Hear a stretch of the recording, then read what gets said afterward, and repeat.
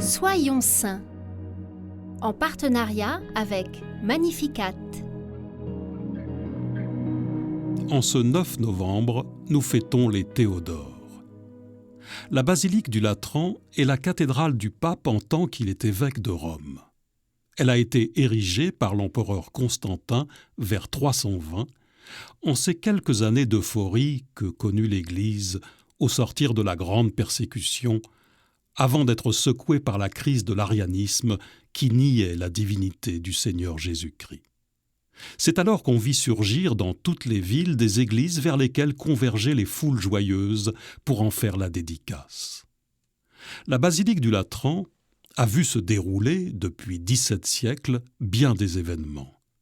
Il convient d'évoquer avant tout ces nuits pascales des 4e et 5e siècles, où les Romains vinrent par milliers s'agréger au corps du Christ en recevant le baptême et la confirmation dans le baptistère et en célébrant dans la basilique l'Eucharistie pascale. Le successeur de Pierre est à la fois évêque de Rome et évêque de l'Église catholique. Les deux ministères sont inséparables. C'est pourquoi toutes les églises de rite romain répandues à travers le monde ont à cœur de célébrer le mystère de l'unique Église du Christ en la fête de la dédicace de la cathédrale de Rome.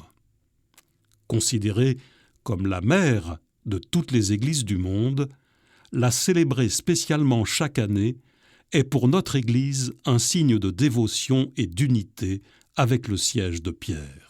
Nous célébrons également aujourd'hui Saint Théodore, l'un des 3 grands soldats martyrs orientaux. Il vécut dans le royaume antique du Pont, région située en Turquie. On lui attribue toutes sortes d'exploits, comme celui d'avoir mis à mort un dragon. Il meurt en 301, décapité, pour avoir confessé sa foi.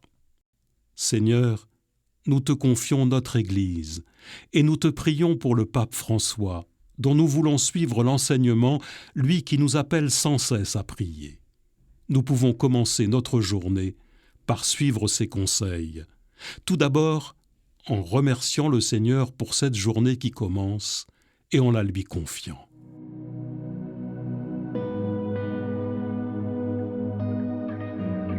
Puis, en lui répétant aujourd'hui régulièrement cette phrase « Jésus, j'ai confiance en toi ».